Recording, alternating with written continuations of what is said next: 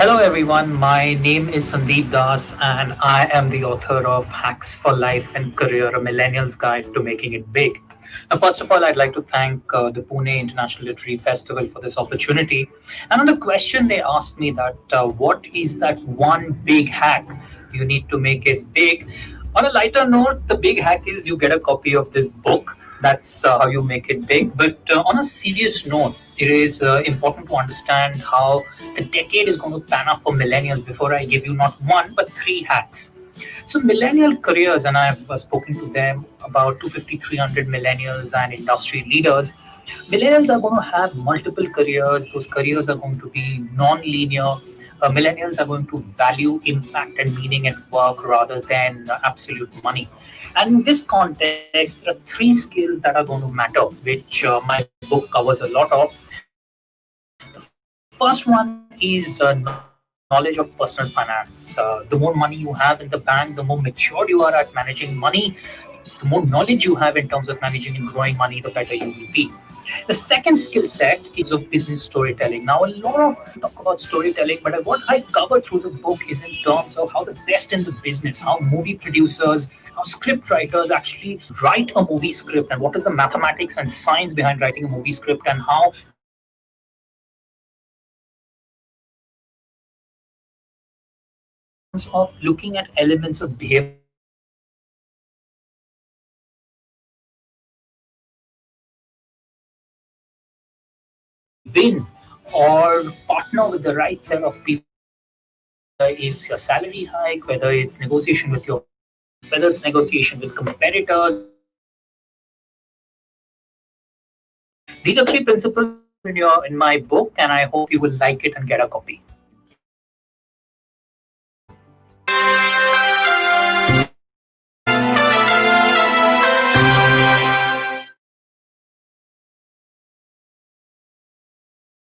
A very good morning, and a warm welcome to everybody out there. Welcome to day three of PILF 2020, an online date with words.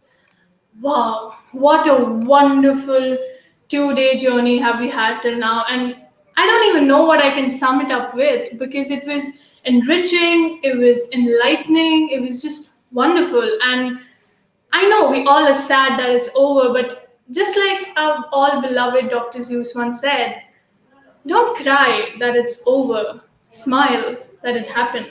With that emotion in our hearts, let's begin the day three of PILF 2020, which I am certain will be same enriching, nourishing, just diverse and rich, and I'm sure you're going to have fun. So let's begin our first session, which is titled Democracy is Not in Danger. Say yay or nay with our esteemed speakers. We have with us Mr. Tuhin Sinha. Tuhin Sinha is a best selling author, politician, and is acknowledged among the most prolific Indian writers with a maverick knack to experiment with his genres. He has authored 10 books. His last book, When the Chief Fell in Love, was in news recently, and as the solution outlined in the book for the Kashmir problem was uncannily similar to the one initiated by the government with the abrogation of Article 370 and 35A. Well, we also have with us Mr. Pradeep Bhandari. He is a journalist who started working as a consulting editor at Republic News Channel. He's also the founder and chief executive officer at Jan Ki Baat, which is a popular media and news company. He has covered many high prolific cases and investigated many high prolific investigations. He mainly works as a political expert and a pseudophologist. He also worked as an author and former regional head at North India Leader Consortium. So thank you so much for being here. We also have Ms. Saira Halim. Saira Shah Halim is a social and peace activist, TEDx speaker, an educator, a writer, a theater personality, image and brand consultant, and a free spirit. Saira has metamorphed as one of the prominent social and gender activists of the country and is a well known face on Indian national television. She was awarded with the SARC Women's Award by the SARC Women's Association Dhaka for her contribution in the cultural, literary, and bilateral contribution with SARC countries at Dhaka. Ma'am, let me just tell you what an honor it is to have you here. We also have with us Mr. Ashutosh, a highly acclaimed journalist, columnist, and a successful author. Ashutosh is a founding member of the Hindi news and views portal satyahindi.com. He has authored 3 books, and his collections of articles has been published in Hindi titled Mukhote Ka Rajdhan. He was awarded the United Nations Doug Memorial Scholarship, which was awarded to only 4 young journalists among 150 countries. So it is an honor to have you. This session is going to be moderated by Ms. Rakhi Bakshi. Ms. Rakhi Bakshi is a veteran media and communications professional and has been active as a social entrepreneur. Ms. Bakshi has served as former media advisor to the former Lok Sabha Speaker and handled significant assignments in the parliament.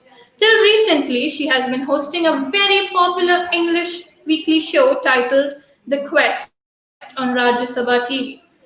The show featuring eminent political personalities and a well-known public figures. Now, I request Ms. Rakshi Bakshi, to take the session forward. Ma'am, it is an honor to pass this virtual mic on to you. Please take forward. Thank you.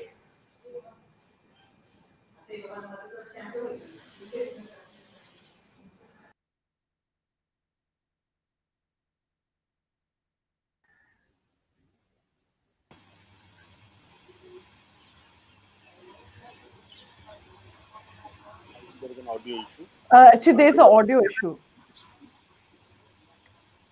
Rakhi, we can't hear you. Rakhi, there's a Rakhi, audio you need to unmute your mic. Yeah. There is an audio issue. She needs to unmute herself. Yes. I think there is a serious audio issue. Because Can someone text her if anyone has a number? No, but can you hear me now? Yeah, we can hear you Now now. we can hear you. Now we can hear you. Yeah. Okay. So sorry because I was traveling and it has been, though of course much awaited, but I've just joined in after some medical emergency that has happened. But in any case, I welcome you, all of you, and it's always a privilege to be there at Manjari Prabhu's organized this Pune Lit Fest 2020. Welcome all the panelists. Some of you I really know well. Some of you I'm talking maybe online for the first time. All the panelists have been introduced, so we all know who they are and how they are going to speak. I can't tell you, but yes, something that they can speak, I have an idea. First of all, let's begin by also paying a little homage. Today is 13th December, and I can't but help it paying homage to all the martyrs who lost life in 2001. There was an attack on Parliament, so we really, I think all of us today pay homage also to all those martyrs, because we are talking today about this whole idea of nation, of democracy, and this is what we are going to discuss here. Something which is very, very important and coming at a critical time. I think the last time, and Shaheen would understand that last time when we did it, it was a brilliant show because it happened offline and it happened in Pune. Of course, we missed that magic, but I think the kind of deliberations, discussions, and agreements and disagreements that are going to happen on this very important subject of democracy is going to really keep us engaged. Without further ado, and rules, of course, that I would really like us to talk. I think it's very, very important to exchange ideas and to talk. So, and it's a literature festival. I would really request all of you to really express your views, but views that one can listen to, one can understand, and one can respond to. I would like to now start with Suheen. Of course, Suheen, who comes with great experience of writing, also now in politics, but somebody who thinks about the nation's idea. Democracy, why should it be in danger, Suheen, at a time that we have to celebrate it? A new parliament building has just been inaugurated by the Prime Minister, and we are in 21st century entering into this whole idea of Naya Bharat. Why should democracy be in danger at all, Suheen? Well, democracy is certainly in danger in three specific states: in Bengal, in Maharashtra, and in Kerala. And I'll give you instances. In Bengal, 2 days ago, the convoy of the BJP president was attacked. He could have, there could have been fatal injuries. And how did the CM of Bengal respond? By mocking his name. Is that what democracy has been reduced to? Today morning in Maharashtra, once again defying the instructions of the Supreme Court, the CEO of Republic TV has been arrested. Pradeep Bhandari, my friend, every Saturday he has to report to Mumbai because of a pending summon which the Mumbai police has issued to him on frivolous grounds just because he refused to bow down to their pressure of not investigating the Sushant Singh Rajput case. Another social media warrior, Sumit Thakkar, has spent a month in jail. Why? Because he likened the present Maharashtra CM to Aurangzeb, a term which the same Maharashtra CM has previously used for his political opponents. And there is no point talking about Kerala, where the communist with a Marxist Islamist regime has spread its tentacles to such an extent that every day RSS workers are attacked. And there are hundreds and hundreds of RSS and BJP workers who have been killed in the last 2 years. Now you contrast this with providing the democratic rights to the lowest common denominator. In Kashmir, by the abrogation of Article 370 and 35A, people who did not have basic democratic rights for the last 150 years, the Gorkhas who had traveled there to serve in the army of the Rajas, the refugees from Western Pakistan, the Safai Karamcharis. Can you imagine that all of these people, even after 70 years of independence, had no right to government job, government education? We provided those basic rights to this population. So we believe in democracy, and I would appeal to Saira to utilize her good office even in Bengal to ensure that democracy is restored in Bengal. The same needs to happen in Maharashtra and Kerala.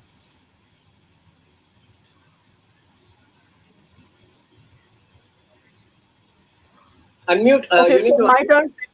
Okay. So my turn to talk. Yeah. So thanks, Tuhin. We heard your part of the argument. So Rakib will allow me. to go ahead. So what I would like to iterate that look, if one single party a majority in the state election as well as in the Lok Sabha, tell me, isn't it going to be partial democracy and not a full democracy? But today, unfortunately, what we are seeing is a sham of a democracy. Here we are seeing our institutions crumbling one by one, and we know that a strong judicial process, a strong judiciary is a bedrock for a very robust and strong democracy. However, we've seen in the latest rulings, whether it was, the Ram Mandir issue or any other pertinent issue of the country, we've seen how the judiciary is being subverted, how the other important arms, of the country, the institutions have been crumbling, and that happens when the state uses brute majoritarian power to crush opposition, to crush dissent, to stifle the voices of the students, and to criminalize dissent, criminalize protest. So tell me, what democracy are we talking about? It's the responsibility of every citizen in the country to protect the constitution, to protect whatever has been enshrined in the Constitution of India. Unfortunately, that is not happening, because we see that the state is using its might and its force to arrest people, to slap sedition charges on people who went out and protested peacefully against a very draconian law that was passed, which actually communalizes and it differentiates on who the state feels should be a citizen of India and should not be a citizen of India. So I think this whole breakdown of democracy has happened in the last 6 years, and it's happened with the state power and machinery which is using every voice that is independent, every voice that is progressive. You see the syllabus is being changed. The media is, in the pockets of these capitalist conglomerates, and they have a complete control of the narrative that is being dished out to the Indian public day in and day out. People are hearing news that has been totally controlled. The political the IT cell of this particular political party gets a political brief in the morning, and they teach these media people, anchors, how to deflect the attention of the public. And the public actually sits and devours very, sorry to use this word, very frivolous kind of debates like who is the one who's spreading corona today in a pandemic. A coronavirus, that has taken the entire world by storm, is being communalized. And the WHO is very clear that we will not communalize a pandemic. I'm unable to hear you.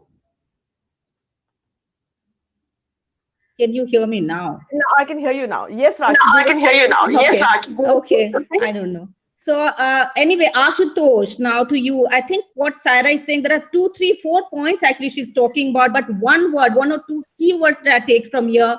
One is this whole idea of control.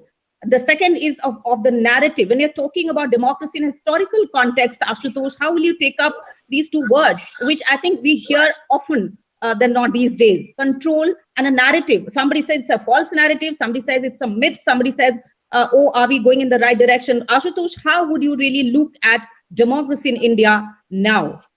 See, to say that the democracy is in danger today, I think we should put it in the historical context. I think we have been witnessing for the last 40, 60 years that there has been systematically the institutions are being weakened, because anybody who's in the power, and especially those who get the majority at the center, be it Mrs. Gandhi, be it Mr. Modi, be it Rajiv Gandhi, they intimidate democracy. They intimidate people who believe in the democracy. But what happened in the last 6 years, I was really surprised. I wasn't surprised when the Queen was saying that democracy is in danger in Bengal and in Maharashtra. I'll say the democracy is for some people, democracy is, this country is more democratic than the rest.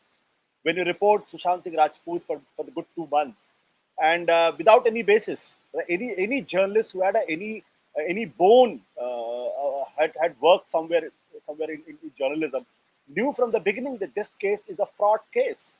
And for the good 2 months, you just went on and on and on and on and on and on and on, and you virtually forced a family to commit suicide. And then you claim victorious, no, I'm a defender of the democracy. I think that there cannot be more danger to democracy than this. I don't want to take anybody's name, but you sit on the chair and say, hey, Uddhav Thackeray, teri himmat kya hai? Hey, police commissioner, teri himmat. Is it journalism? Is it journalism? We are not taught to be journalists like this.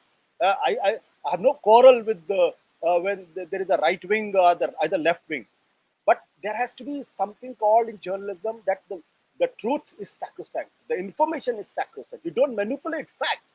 When you become the propagandist arm of the government and you claim yourself to be a Democrat, I think that's the silliest argument anybody can. Now, I don't want to name these people. I don't want to name these channels. But the fact today is, even the Supreme Court has commented on this. When the Maharashtra High Court has commented on the journalism. And if somebody is put behind the bar because he created a situation the man has to commit suicide, and you claim that you've been put in jail for your journalism, I think it's shameful. I have spent more time with fighting with the leftists in this country than anybody else, but I have respect for them. I have respect for those who are right-wingers, but they have certain virtues. I can understand that the left-winger and the right-winger, they have a different perspective about the country. They have a different ideology. They have a different issues. But in democracy, if you start crushing dissent, where will this country go? And how long? Today, if you are a Muslim, you are not. The democracy doesn't apply to you. If you are a Hindu, you are more Democrat than anybody else. What kind of logic is this? If Tablighi Jamaat has been, you know, what Maharashtra High Court has commented on Tablighi Jamaat and what kind of journalism was pursued in this country. My point is very simple. Whatever ideology you have, whatever political party you belong to, please don't crush the voice of dissent and don't create a situation. Rakhi, I can't hear you. I can't hear you, unfortunately. You have to unmute yourself. I have unmuted. I mean, sometimes I'm fluctuating. Can you hear me? I can hear you now. Yeah. So, no, so the question, so the points you're making, Ashutosh, is about, again, as Saira led you to actually look at these points. You're talking about control and you're talking about journalism, which you think is not in best of shape. And I come to Pradeep Bhandari now, and I think, of course, things are not being named, but Pradeep, you would really understand the whole essence and the whole idea. And my pointed question to you, that when we are talking about journalism and media, why do you think, Pradeep, that we have to be on sides? I mean, you would agree that when we started looking at journalism and took these professions, we are all one, isn't it? The mission and the goal is one. Why is it today? Why is it today, Pradeep, that we are talking about sides? We are talking about who's right, who's left, who's talking in one-sided, who's not, who's taking somebody's side. And where there is a propaganda and journalism all mixed into one. Why there is this question at all? Why we all journalists can't speak in one voice, Pradeep? Well, Rakhi, at the outset, yeah, I think Ashutosh said something on which I want to counter and would request you to give me at least some amount of time. Well, tomorrow Sushant's mysterious death will be completing 6 months. And in the past so many days, in the past 6 months, more than 100 pieces of evidence have been produced. The Supreme Court had transferred the case to the CBI. The case is under investigation. And Ashutosh here calls the entire case as fraud, which means that Ashutosh is saying that in the past 6 months, hundreds and crores of Indians who've been watching and supporting and asking for justice of Sushant Singh Rajput is fraud. I think this is the biggest elitist, biggest statement made away from the reality, and it's the biggest, I would say, disdain to Sushant Singh Rajput and his entire family. And to call a case which is right now sub judice, which is under CBI, as fraud is the biggest blot on journalism. Certain people sitting, Rakhi, who had control on Indian journalism, sitting in India International Center and Habitat Center, cannot decide how the people of this country want to perceive journalism. If people of this country are viewing, if people of this country are wanting justice of Sushant Singh Rajput, and just because Ashutosh believes that it's fraud, it is not fraud, because the Supreme Court of this country has already transferred this case to the CBI. This is and the Supreme Court of this country, Ashutosh says that a journalist who has been under jail for just his dissent, and this manner of dissent might be different, his manner of speaking might be different, Rakhi. But Rakhi, if in this show, if you shout or if you speak softly and I arrest you, is that logical? Is that democratic? Ashutosh just defended the right to arrest a journalist just because the journalist was questioning the state of Maharashtra by shouting. I think this is the biggest undemocratic statement and speaks about the undemocratic mindset of the individuals who used to control journalism. And this control of journalism been shackled. And this mindset is the biggest threat to democracy. The Supreme Court said, Rakhi, and I would want to quote on that, the Supreme Court said that if we do not interfere in this case, which does not look prima facie as abetment to suicide case, he's talking about the editor-in-chief of Republic Media Network, it will be the biggest threat on democracy. And if the Supreme Court was not there, Rakhi, you would see the journalist languishing in jail. And Ashutosh here is defending one of his journalists languishing in jail just because he has a different viewpoint than his. I think is the biggest undemocratic mindset. And thank God the Indian journalism is right now unshackled from this mindset of what Ashutosh has been talking about. I will tell you, Rakhi, I have been undergoing summons for 35 hours just because, and the case is just because outside Kangana Ranawat's house, people on the road were supporting me and not and not supporting the Maharashtra government. Just because of that, I've been undergoing 35 hours of summon on an anticipatory bill. That is exactly where democracy is in danger. You know what, Rakhi? Shaira is talking about Bengal being a very safe place and sedition charges. Do you know, Rakhi, that in 2016, the National Crime Record Bureau said that the maximum sedition charges have been imposed on the state of West Bengal. Out of 250 plus cases, more than 56 cases of sedition have been registered in the case of West Bengal, where Saira is setting. That is democracy under threat. Democracy under threat, Rakhi, is when every second day out of 200, every second day person in Maharashtra tweeting against the chief minister's social media handle is tracked. democracy is under threat, Rakhi, when right now, imagine if you are working in a network and the network CEO has been taken into custody, has been arrested for a hearing which is coming in Supreme Court tomorrow. That is, Rakhi, democracy under threat. And I'm extremely shocked and amazed that whether it is Ashutosh or Saira, they have not even tweeted once on this. Leave apart if their difference with respect to the network or any media house. In Bengal, as Tuhin was saying, a political party president has been attacked. Imagine if the same attack would have taken on the convoy of Sonia Gandhi. Would you see the same response and defend by Ashutosh? That is what the biggest issue is, Rakhi. And because this hypocrisy is there, because this hypocrisy is there, that's why the media is not in the same pattern. And it can never be on the same I've given you enough time. We've heard you. And of course, when we're talking, you have cited too many points here. Again, we are, of course, I think in unison when we talk about the power of the fourth state, the respect and dignity that it should be given, and at all times. Of course, we are all there together on this, so there can't be any point of difference here. But at the same time, when we are talking about dissent and difference, which even Prime Minister referred to in his recent speech when he was inaugurating Parliament, new Parliament building, is the whole idea of that we can disagree. We can, agree to disagree on certain things and with dignity and respect. And that is what I think at the current time, when we are talking about democracy at large, we are actually having a pointed discussion towards states that are going to elections. Why are we not talking about the history that it has? I can share with you here that, when in my stint in Parliament, we would go outside, the outside countries would really, would like to look at our draft, look at our way of handling democracy. And they were amazed, even in Parliament, though we debated and discussed that how we really held on to discussions and how we held on to solutions. So I think the whole idea has to be an optimistic path where we do disagree, but we have a path of convergence. Saira, I would like to come to you and say that, let's say Pradeep, and I know that Pradeep, now you're focusing on Sushant. Why should we have very isolated issues and then pointing everything around that and not really taking the whole idea of a nation ahead? When we talk about the idea of a nation, we need to also talk about some of the critical issues.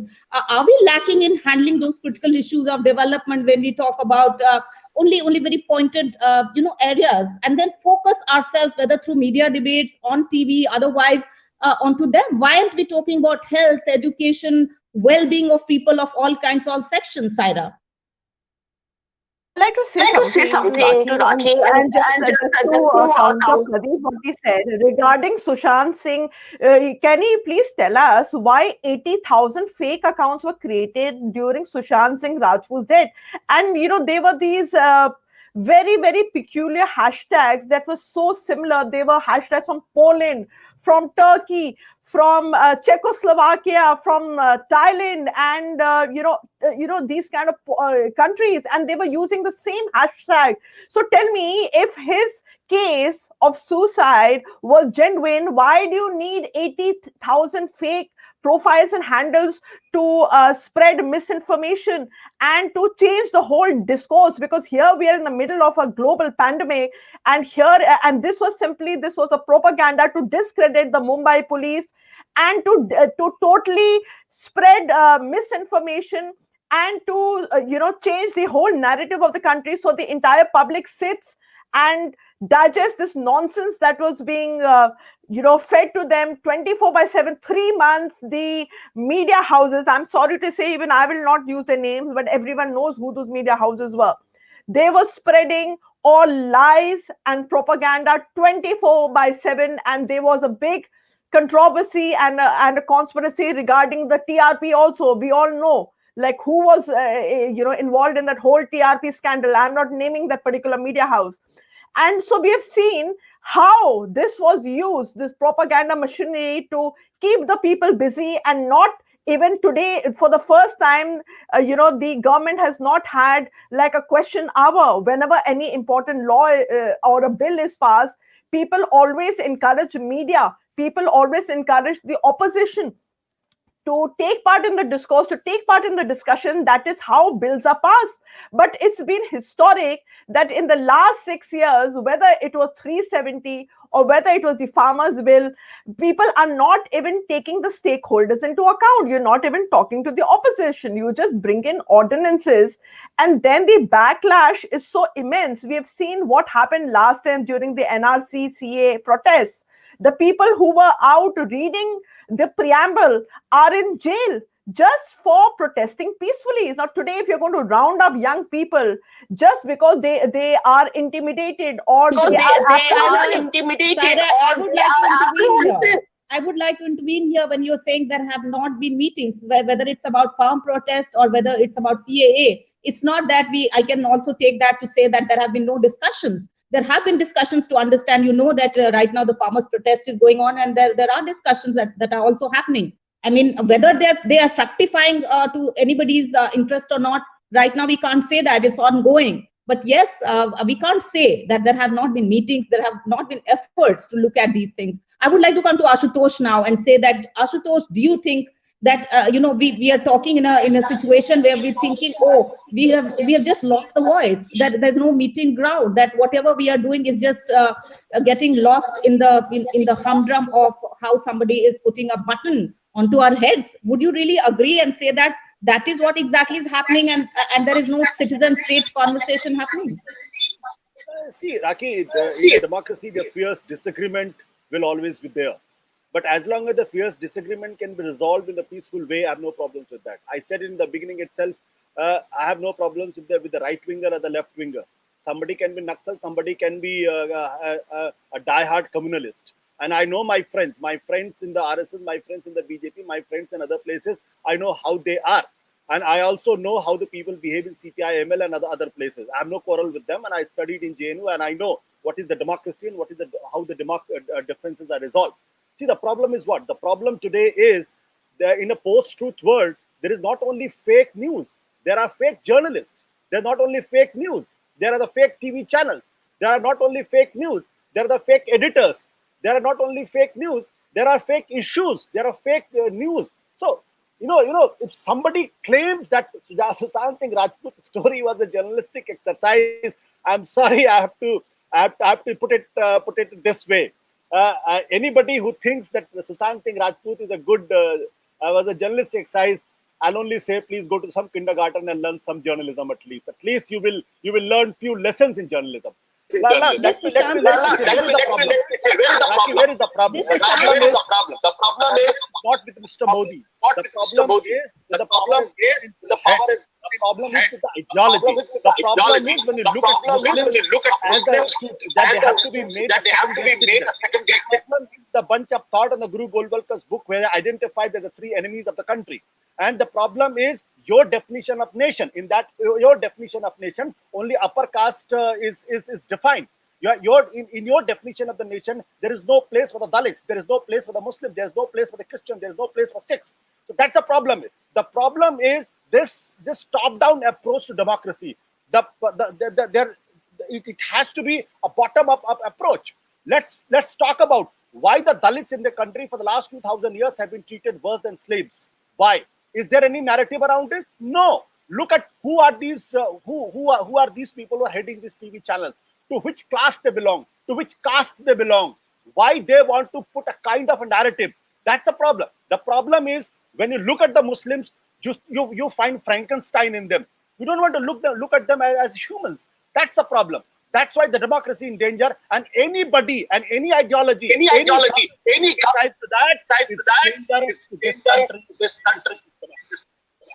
Okay, so now to Tuhin. Tuhin, this whole idea and soul of constitution that we are talking about, the sovereign, socialist, secular, democratic republic that we are talking about, are we losing that context when we are, as Ashutosh says, we are losing, our understanding of where the caste should come in, whether we are dealing with communities in the right way, we are dealing with the class in the right way, or are we really getting too hyper about looking at things with a very narrow prism of one's own, interest, so to say? And that's where the whole narrative goes one-sided. Tuhin. I am appalled by fellow panelists shows their undemocratic mindset. Number one of the panelists said that the judiciary of this country has been subverted. Why? Because the Ram Mandir judgment was finally passed after 70 years.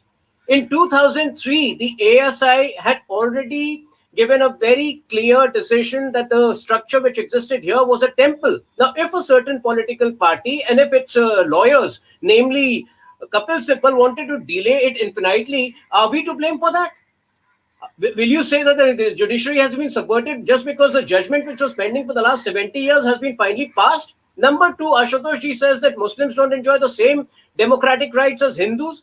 Is that the reason why in Bihar, if you actually do an analysis, there is a significant chunk of Muslim women who for the first time or who over the years have started voting for the BJP? Why? Because they have enjoyed certain benefits which they were not given previously. The removal of triple talaq has been a major boon to so many Muslim women who have quietly suffered over the years. So please don't make these absurd allegations that Muslims don't enjoy the same democratic rights as Hindus. And finally, the Sushant Singh Rajput case. Please understand that I am not making a judgment. It is a case which is sub judice. It is a case where the CBI has not passed its decision. But to call it nonsense and fraud, I mean, who can discredit a Maharashtra government which does not enjoy any credibility in the first place? The Maharashtra government was formed by stealing power. It was formed on falsehood. So please don't say that we are doing it to discredit the Maharashtra government. The Sushant Singh Rajput case needs to go to its logical end. So please wait for the judgment. Don't discredit the journalists who are pursuing it just because you choose not to pursue it. If you insult hard work and honesty, don't expect other people to do that. Pradeep, who's been listening very quietly, and I really thank you, Pradeep, for that. That is a little unusual on a lighter note, but still, Pradeep, talking about all these issues, and you're of course going to take up Sushant's case, as you rightly said. But is that the only thing? Of course, as they say, that's an ongoing thing. We're looking at the judgment right now. But Pradeep, aren't there other issues? Why on TV channels, you have a debate? I mean, we all know, and I would really like to say this here, that we all know that one particular issue, whether it's Sushant, whether earlier it was Ram Mandir, whether it is about farmer protests, why we are not talking about things which are happening, let's say in the interior of Chhattisgarh today, or in Bihar, so to say, or in Buland Shahar, or in Bijnor, but we're taking one issue and just becoming too hyper about it and taking the whole narrative as if to hijack it all around it. I mean, understood that Sushant Singh we lost, and we all feel that there should be justice, and we have given enough time, as rightly Saira said, that so many fake accounts came. Social media was abuzz I think those months we have spent on talking about one person. We really loved him. But is that all? Should we really hijack issues and then just deliberate and, as somebody would say, distract and divert rather than also focusing on real issues in the real sense? Pradeep? Well, Raki, Sushant's case is not about a fight of an individual. It's the entire public sentiment. Do you disregard the fact that the people of this country related to a man because the man was crushed, they believe was crushed by a system? So it's not about one case, and it's not about diverting issues, Raki, and we should not consider the people of this country, the voters who are watching, viewing, going with an issue as fools. They're the most intelligent people, and they're the same people who line up for getting justice for a Jessica Lal, and the same people who are getting line up for justice for Sushant Singh Rajput. And Saira Asim calls the case a suicide. It's not a case of suicide at this moment. To put it bluntly, it's a case where the CBI has to give a judgment. So do not pass your own agenda here. So Raki, it's not about one individual, and we do not need certificates from Ashutosh to decide and tell us that what journalism is. And I would go by the people of this country, just because the fact that the people of this country are not listening to Ashutosh and are listening to other so-called quote-unquote fake journalists. That is his frustration and desperation. He calls that Muslims of this country are not considered as first-grade citizens. Well, these are the individuals who will call an Asaduddin Owaisi as hurting secularism just because the Muslims voted for them and did not went ahead and voted for their own party. This is their hypocrisy. Saira Asim goes ahead and says that the Ram Mandir judgment, as Tuim was talking about, is something which is against the constitution. It was done by a complete judge bench. Not even one dissent was there, Raki. And this is what the disregard of the court process is done by a panelist here. With regard to the Sushant case, Raki, nobody can deny whether it is the crime scene sealing, whether it is 100 evidences which are presented. If Ashutosh believes this is not journalism, then I think Ashutosh has not even started, needs to go back to the drawing books, needs to travel out of his house and speak to the people of this country who he is completely away from. And it is much better than, Raki, in the 1990s when journalists used to be slapped by big Dalit leaders just because of asking questions. I think it's much better scenario than it is today. I want to say, Raki, they say that dissent is crushed, control has happened. Please tell me that against the Prime Minister of this country, you have every second day, whether it is Saira, Ashutosh, portals writing about it. Have you seen them arrested? No, you have not seen them arrested for writing everything. Ashutosh talks about Dalit. Ashutosh right now is advocating, Raki, that in media organizations, you need a certificate that are you a Dalit, are you a Muslim, are you a Hindu, then I will give you admission. I have never seen such a East India Company-like mindset that Britishers used to have. In fact, in his portal, Satya Hindi, Ashutosh, I would like to ask you why don't you nominate a Dalit editor-in-chief? Why don't you nominate a Dalit editor-in-chief? How many Dalit editor-in-chiefs how many Dalits are there in your thing? If this is the mindset which goes forward, Raki, then this country is going back. And haven't the Dalits of this country, Raki, in 2019 voted for Ujjwala, have voted for welfare benefits?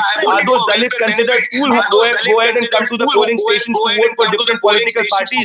Just because Ashutosh is not happy, the democracy is under threat cannot be the argument in this country, Raki.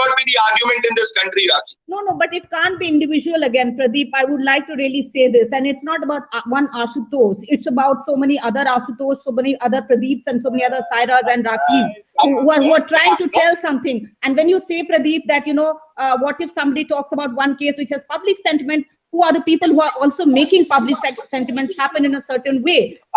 So I think there is a responsibility that, of course, we have to talk about as journalists. And maybe Ashutosh can respond to that. But yes, the whole idea of democracy is that everyone should have a voice and participation. Again and again, I'm saying that are we losing that in the context? For example, why it happens that when a certain Hathras or certain Nirbhaya happens, then only there is hue and cry. Why can't we have a sustained campaign, for example? And I can say this because I do work very passionately on these issues, is that why there is not a campaign on talking about women's security? Are we not in agreement on that? Are we not in agreement that vulnerable sections need protection? Ashutosh and Tuhin, you can come in here, and then Saira. Raki, I don't know how to react to this. See, frankly speaking, somebody has to be sent to the kindergarten to learn journalism again, because journalism and the issues and the stories are not defined by the people per se. It is defined by the truth.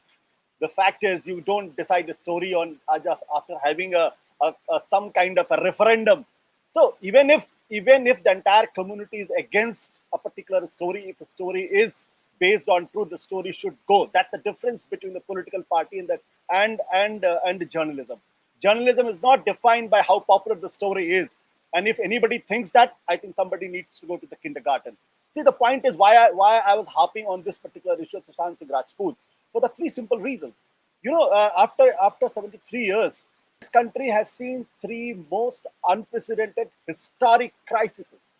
But what are those crises? The medical crisis, the corona. I think I had never seen something like this in my whole world. You have seen about the economy. Economy is going to be 23.9% negative. We will not talk about it. And third, the national security crisis. The China had come inside you, and you can't do a thing about it. But you will not discuss those because the government doesn't want these issues to be discussed. So the fake journalists and the fake TV channels are created to discuss the fake news for the two months so that the government can be saved. That's the unfortunate part of it. If somebody is trying to tell me that Sushant Singh Rajput's story is more popular, you want to tell me that the corona story was not popular? You want to tell me because the China has come inside, it's not popular? You want to tell me because the economy is in shambles that's not popular? I think what rubbish we are talking about. Don't stop behaving like a propagandist of the government and behave like a good human being who have concern for the country. I think that's a point that first Tuhin and then Saira can answer. Is there the blurred line between propaganda and journalism, what we call the PR, propaganda, and journalism, all getting mixed somewhere. What we're talking about is not really with a lot of clarity to in, and why is it happening? But we are talking about democracy, we're talking about the power of the fourth estate. Why at all are we talking about these lines getting blurred here now? No, the allegations of Ashutosh is very surprising, because who doesn't talk about what is happening on the China border? All the top defense journalists, whether it is Shiv Arur or whether it is whoever defense journalists, they have all reported the situation in the way it exists, and none of those claims, first made by Rahul Gandhi and then by the likes of Ashutosh Ji, none of those claims have been found to be true. Don't be a Rahul Gandhi where you just come on Twitter and make any absurd allegation. You call a farm law Adani Ambani law without any validity for that argument. So at least don't call that journalism. In the last 6 years, the social welfare schemes of the government, whether it is the tap connection, whether it is fiber optic connectivity, whether it is gas connection, whether it is Swachh Bharat, which is toilet construction, all of these have narrowed the gap between two Indias for the first time. And this is the best celebration of the democracy which should have existed in the last 70 years, but which was made possible only in the last 6 years. I mean, so many villages, 20,000 villages did not have electricity connection. We have ensured all of that, and this gap between two Indias, where one India enjoyed democracy and the other was deprived of those basic rights, has been, bridged. Why there is a trust deficit that you keep talking about? Why there is a trust deficit where government, with all its inclination, its honest effort to do things, trying to come out with so many schemes that we all know about, which maybe sometimes people are not really so much aware of. Why there is this whole trust deficit that citizens and state can't, come together on these things and really work cohesively, as we say, to strengthen democracy, to strengthen the path of growth in India, especially in the pandemic time?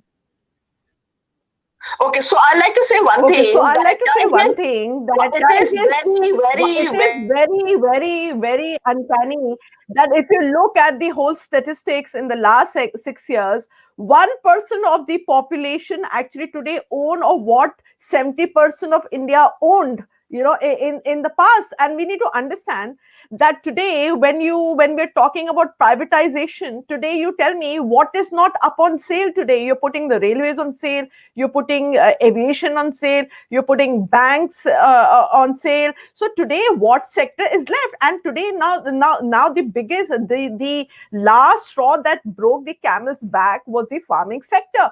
Why do you think the farmers are agitated? Because today we have had people who are at large. People have actually fled, and right under the government's nose, people who have been defaulters have fled so easily in the last couple of years. They've taken massive loans from bank, and there's absolutely no responsibility, no ownership, and no such kind of pressure to get them back. So where are we heading? What are our priorities? And we've seen that there's this particular factory that manufactures such kind of misinformation just to deflect the attention from the Indian public. And as Ashutosh clearly said, this is being done, and people who are just ranting about Sushant, as if it's a national calamity. We need to hear the AIIMS doctors.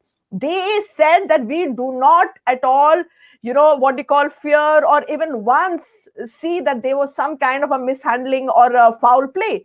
Yet there were certain media houses that played the story that totally ruined a young woman's reputation, her entire family's reputation. And that is so unfortunate. Without even hearing the other side of the person, we've made the person a druggie.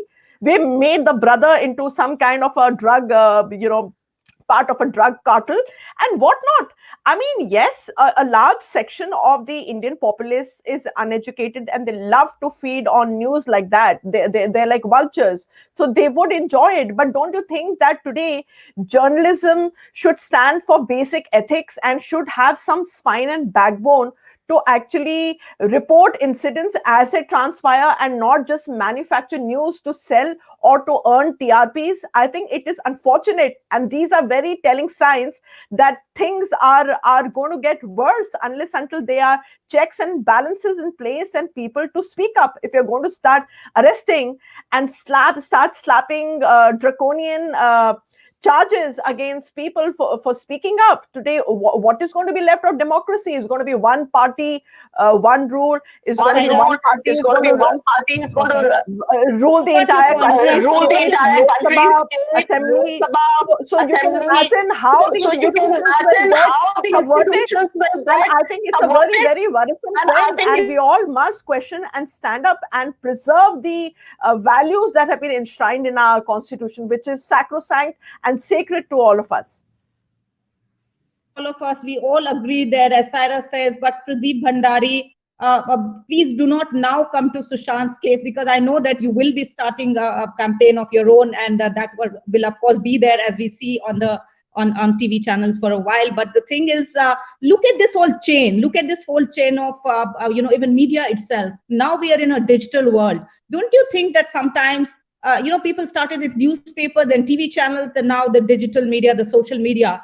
Now, don't you think it's all coming back? Because people think, oh, let me read my newspaper. Because, an audience is confused what he or she is watching on TV. And now when he or she watches on social media, on Twitter, Facebook, as to, all kinds of opinions coming up, as somebody would say, some of them are, just made up. They are fake, and there are fake factories coming up. Where are we really either disillusioned ourselves to not get clarity, or making others, delusional about certain facts? What's happening? Why don't we really take a narrative which goes in the most transparent manner to create more trust, more confidence among people, to be taken up as the right kind of issues getting highlighted on all platforms? Why especially people are getting hyper about things? That's the tone that we're talking about. When you say something, maybe you're saying right, but why there is a tone that somebody is not very comfortable with, Pradeep?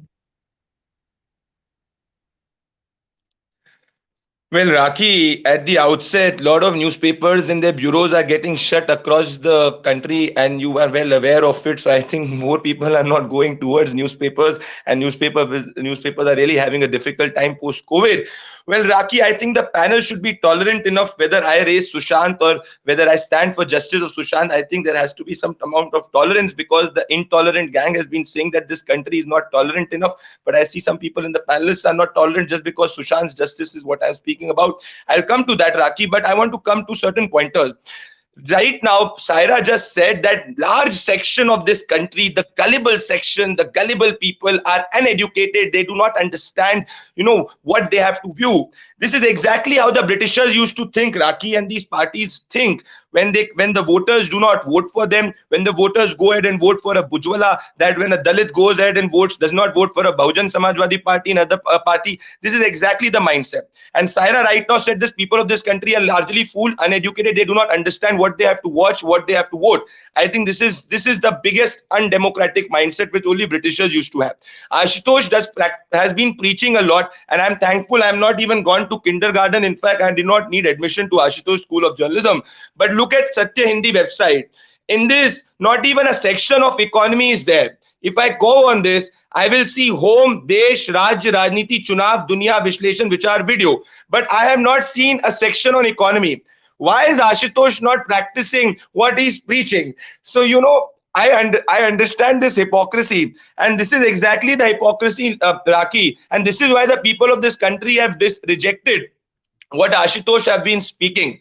And another thing, Raki, you've been speaking like issues. The Indian TV media, Indian newspapers, I give them full credit. During the time of COVID, it was the entire media which was talking about the cases, which was talking about doctors. Go ahead and see that. There was no deflection of issues. In fact, it was the Indian media which stood with the people. In fact, it was the entire media, whether print, TV, digital, which was speaking about the COVID cases. This is why you see India doing much better, even in a second spike, where across the world you have other and United States of America still battling with millions of cases. So I do not know in which fairy land is my friend Ashutosh living when he's saying that we're not speaking about COVID. Well, it's just because Satya Hindi is not speaking about COVID or economy does not mean that the Indian media is not speaking. But larger issue, Rakhi, larger issue is what? Which Tuhin has been saying. And I want to come back to the moot point. The moot point, Rakhi, is that the democracy of this country is absolutely not in danger, because for the fact that the democracy of this country is being decided by the people of this country, which in the preamble, if you read, they say, we the people of this country. So this democracy does not need certificate of an Ashutosh, Saira, Pradeep Bhandari, Tuhin Sinha or Rakhi, where to get in danger or come out of danger. It is the people of this country. And that's the most legitimate expression of whether democracy is danger or not. That is why the people of this country go ahead and vote different parties based on their wills and social empowerment. They watch, they want to watch, and they stand for Sushant's justice. Which is what Saira or Ashutosh will not want. And the people of this country have disregarded the kindergarten school of journalism, which Ashutosh has been speaking about. And this is the exact problem. So I think there is no issue about it. And if anybody travels on the streets of India, they will know that a Dalit is not considered as a second-grade citizen. It is voting for social empowerment. The Muslim is not considered as a third-grade citizen and is voting for an Owaisi when he wants to, vote for a Congress or a vote for a BJP when he wants to. So I rest my case by saying that it's the lobby which sits in India International Center, habitat centers of this country, which is clearly having issues that the democracy of this country is not in danger despite their entire parading of lies. Rakhi, I have to button. I have to button for the. One thing, Ashok, before you begin, one lighter thing that, you know, whenever we're talking about, and we've been hearing this whole ISC gang, this gang and Khan Market and this gang, people eat biryani or people eat pizza. I mean, all these things get discussed and become such large images and pictures and discussions. I think that's where I think, and Pradeep, I must say that, you know, you started with Jan Ki Baat and you're talking about democracy and people. I mean, kudos to that we have to do this Jan Ki Baat. We have to go to the people. We have to go to all kinds of people, as you are saying, whether one is from the minority or Dalit or a woman or a child. We have to really talk about people. And the Jan Ki Baat should be really the important point to be really looked at, which is very important, Ashutosh. We have to do Janta Ki Baat. Janta is what India's soul is. Janta is what democracy is. We have all living together and all living in harmony. And that's where we have to look at, actually we should actually resolve to take this democratic idea ahead rather than even saying that it is in danger. That's what I would say. Rakhi, I said that there are not only Hello everyone. We have less time. We will have to end this section. I'm Thank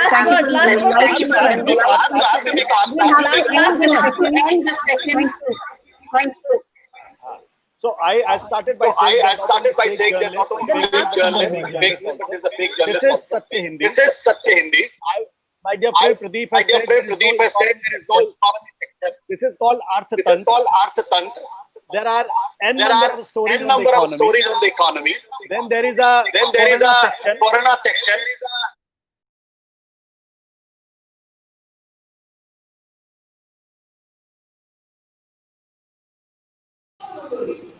Well, all I can say is that was one of the most interesting sessions we've had so far. And that was, I think we can say we started the day with a bang. Yeah. So thank you so much to all of our panelists. And thank you so much to everybody for such a wonderful session. I hope you all had as amazing of a time watching this session as we had conducting this for you. So thank you so much. Thank you. Well, here's an announcement for all of our viewers. We will be starting our next session. So make sure to join our next session in a gap of 15 minutes. And the session is going to be on intimacy of the internet right here in Studio One. Thank you so much.